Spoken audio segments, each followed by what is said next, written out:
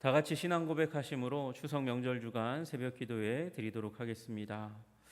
나는 전능하신 아버지 하나님, 천지의 창조주를 믿습니다. 나는 그의 유일하신 아들 우리 주 예수 그리스도를 믿습니다.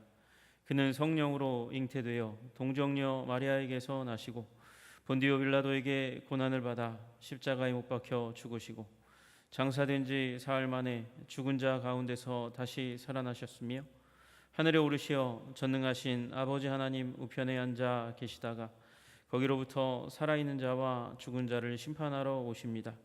나는 성령을 믿으며 거룩한 공교회와 성도의 교제와 죄를 용서받는 것과 몸의 부활과 영생을 믿습니다. 아멘.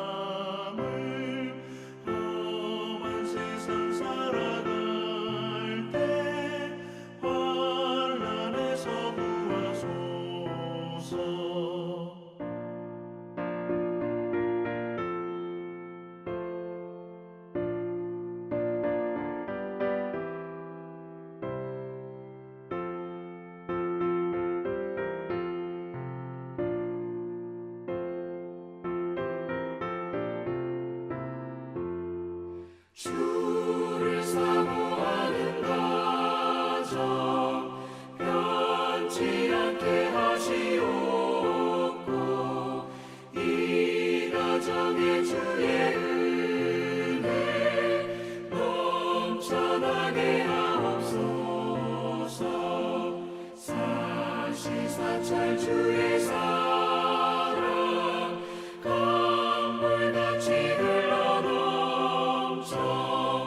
따뜻하고 평화로운 보금자리 주옵소서.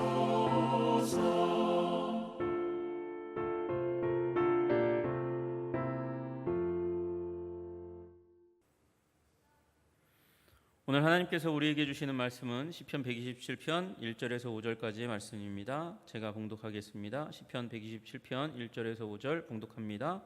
여호와께서 집을 세우지 아니하시면 세우는 자의 수고가 헛되며 여호와께서 성을 지키지 아니하시면 파수꾼의 깨어 있음이 헛되도다.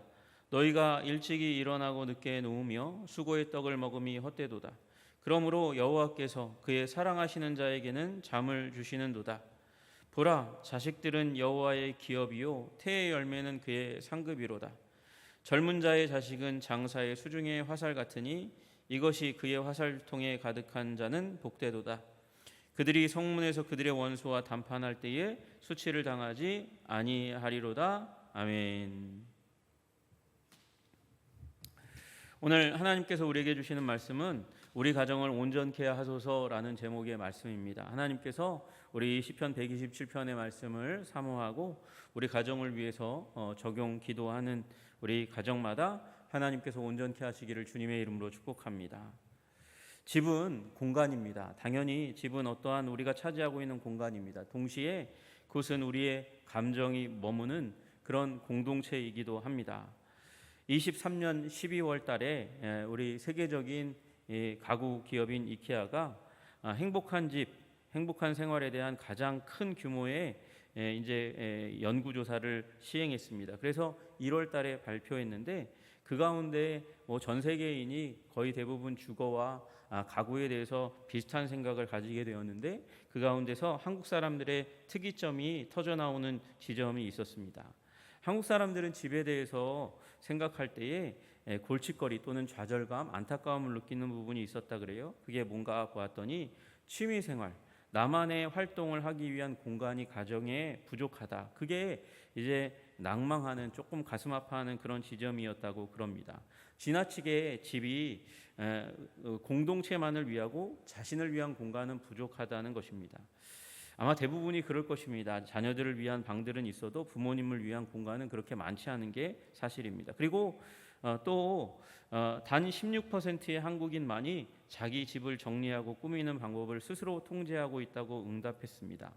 이 질문에 대해서 전 세계의 이제 나라마다 이제 응답을 했는데 그 가운데서 요 학문에 대해서 가장 낮은 점수를 보이고 있는 나라가 바로 한국이라는 사실을 우리 생각하면 아마 꾸미는 부분, 통제하는 부분에 대해서 많은 연약감을 느끼고 있는 것 같습니다. TV에 많이 집을 정리하는 방법들에 대해서 공부하고 얘기하는 방법들이 나오지만 많은 사람들이 아직도 좌절감을 느끼는 것 같습니다.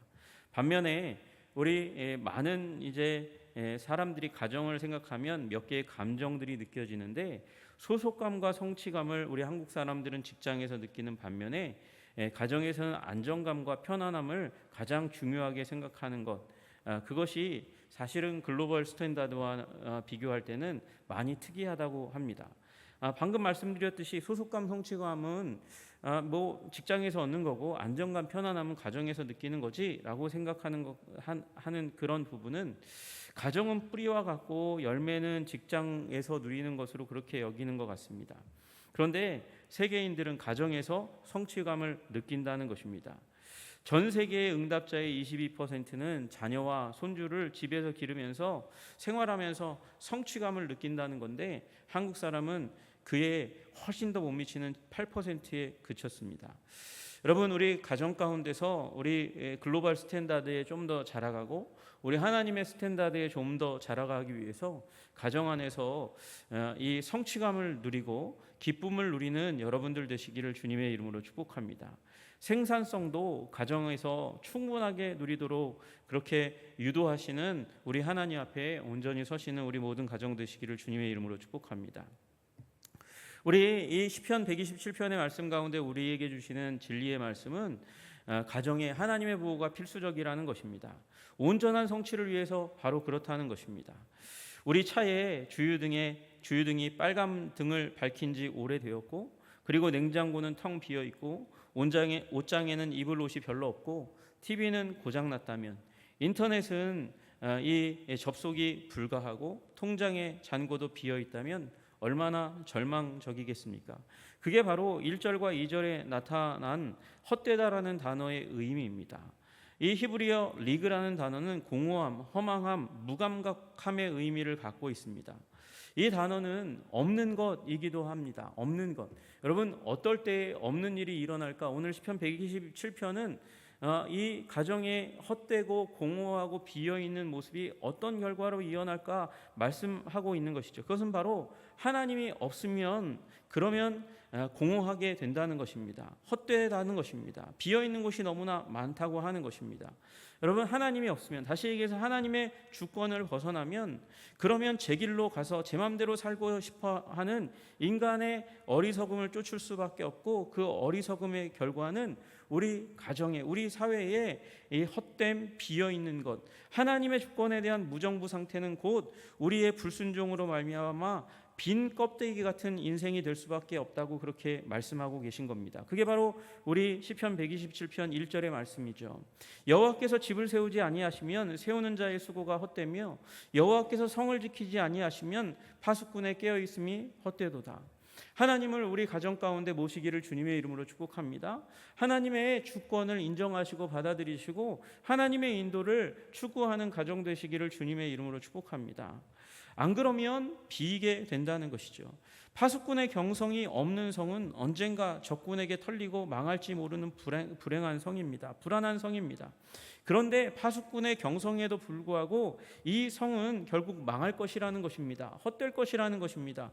비어서 완전히 도적질 당해서 절망적인 상황 가운데 갈 수밖에 없다고, 이룰 수밖에 없다고 그렇게 말씀하시는 것이죠. 무엇이 없으면요? 하나님이 없으면요. 하나님이 지키시지 않으면, 하나님께서 그 지키심에 함께 하시지 않으면 그렇게 된다고 말씀하십니다. 이 시편 127편 2절에도 그렇게 말씀하십니다. 너희가 일찍이 일어나고 늦게 누우며 수고의 떡을 먹음이 헛되도다. 비게 될 것이다. 공허하게 될 것이다 말씀하십니다.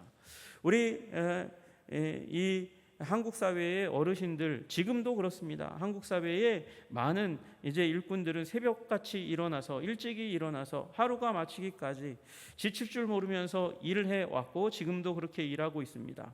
우리 민족과 나라는 근면, 성실, 열심의 나라와 민족입니다.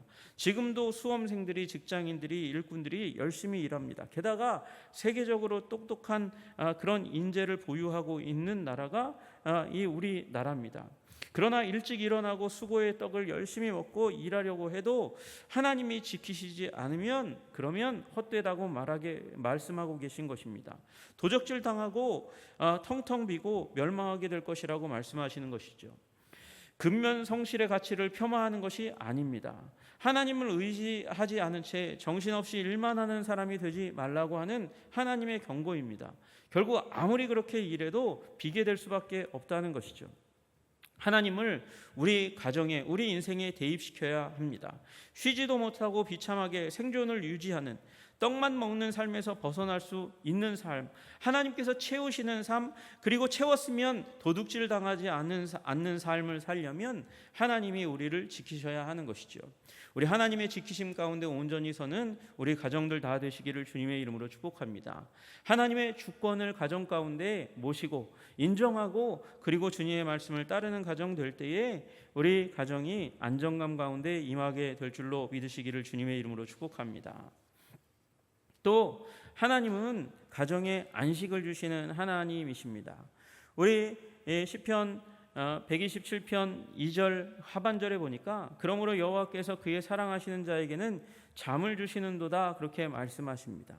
저는 어렸을 때 청년 때까지도 잠에 대해서 그렇게 연연하지 않았습니다. 왜냐하면 머리에 이 바닥에 베개에 머리를 대면 잠을 자니까요. 그냥 쉽게 잠이 들었습니다. 그런데 조금 지나서 얼마 지나지 않아서 우리 이 사회 가운데서는 잠을 이루지 못하는 많은 사람들이 있다는 것을 알게 되었습니다. 걱정이 있어서 불안이 있어서 그래서 심리적인 문제들 때문에 잠을 이루지 못합니다. 잠을 이루지 못할 뿐만 아니라 평상의 삶 가운데도 안식을 누리지 못합니다. 안식은 인간이 살아가는 데 있어서 정말 필요한 필수적인 그런 필수품입니다. 그것이 없으면 병들고 그리고 긴장하게 되고 불안하게 되고 신경질적이 되어서 결국 관계도 망치고 자신의 내면도 망치는 일이 일어나게 되는 것을 우리는 너무나 잘 알고 있습니다.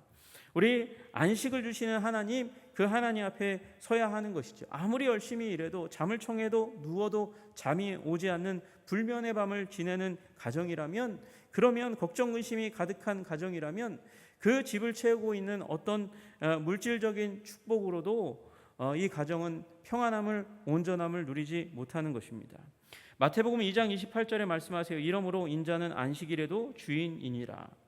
인자는 안식일의 주인일 뿐만 아니라 우리 일상의 삶의 주인이시기도 합니다. 일상의 삶의 주인이신 그 하나님께서 우리에게 상급을 주시고 채워주시고 응답하시고 우리가 일한 것에 대해서 하나님께서 갚아주시는 하나님이시죠. 그러나 또한 동시에 우리 하나님은 안식일의 하나님이셔서 우리가 하나님 앞에서 안식할 때, 쉴 때에 우리 인생의 의미를 생각할 때, 걱정과 근심과 불안을 덜어내야 할 때에 주님께서 그렇게 안식일의 주인이신 주님께서 우리의 내면 가운데 오셔서 우리로 잠자게 하시고 또 깨어 있어도 흔들리지 않는 인생을, 걱정 근심 내려놓는 인생을 살게 하시는 것입니다. 우리 하나님께서 주시는 내적인 평강과 안식과 만족을 누리는 가정 되시기를 주님의 이름으로 축복합니다. 우리 이미 어저께 살펴보았던 이사야서 41장 10절의 말씀 가운데서 우리는 안식을 누릴 수 있는 그런 실마리를 얻게 되는 것이죠. 두려워하지 말라, 놀라지 말라, 내가 너와 함께함이라. 함께 하시는 하나님 안에서 안식을 누리시는 여러분들 되시기를 주님의 이름으로 축복합니다. 왜 두려워합니까? 왜 놀랍니까? 모자라기 때문에 그렇습니다. 부족하기 때문에 그렇습니다. 그때 오셔서 굳세게 하시고 도와주시고 오른손으로 붙드시는 우리 주님, 그분 안에서 안식을 누리시는 여러분들 되시기를 주님의 이름으로 축복합니다. 또한 하나님께서는 우리 가정 온전케 하시되 그 온전함을 가정 가운데 다음 세대를 통해서 상급과 복으로 채워주시면서 온전케 하시는 하나님이라는 사실을 깨달아 하시는 여러분들 되시기를 주님의 이름으로 축복합니다. 가정은 자녀라는 열매를 얻는 그런 귀중한 터입니다. 3절 보니까 보라, 자식들은 여호와의 기업이요 태의 열매는 그의 상급이로다, 그렇게 말씀하십니다. 하나님께서는 한몸된 부부에게 자녀를 선물로 주십니다. 상급으로 주십니다. 그래서 그 기업이요 상급이요 선물인 그 자녀 안에서 복을 누리도록 하시는 것입니다. 아들과 딸은 은혜로운 선물입니다. 때로는 아들과 딸이 자녀들이 부담스럽지만 엄청난 미래적인 기쁨은 자녀 안에 있는 것입니다. 이 자녀 안에서 행복을 기쁨을 누리시는 여러분들 되시기를 주님의 이름으로 축복합니다. 가정에 큰 기쁨을 선사하며 한 개인의 인생에 베푸신 하나님의 선하심의 그 표현이 자녀이고 그리고 관계라는 사실은 우리에게 우리 가장 가깝기 때문에 가장 소홀하게 대할 수 있는 한 명 한 명 구성원을 소중히 여기라는 하나님의 말씀입니다. 그리고 가정의 주도권은 부모에게 있습니다. 스라의 자녀가 있는 부모는 그 자녀들을 책임감 있게 잘 키워내야 합니다. 그것이 4절과 5절의 말씀입니다. 우리 젊은 자의 자식은 장사의 수중의 화살 같으니, 장사의 수중의 화살은 무기입니다. 전쟁의 때에 승리를 가져오게 될 그런 무기입니다. 무기를 잘 다듬어야 전쟁터에서 승리할 수 있듯이 우리 가정이, 우리 인생이 승리하려면 자녀들을 잘 관리하고 다듬어야 하는 것입니다. 오늘 보니까 5절에 다듬는 방법을 화살로 그렇게 잘 비유하면서 그러면서 한 3단계에 이르는 자녀 양육의 원리에 대해서 이야기하고 있습니다.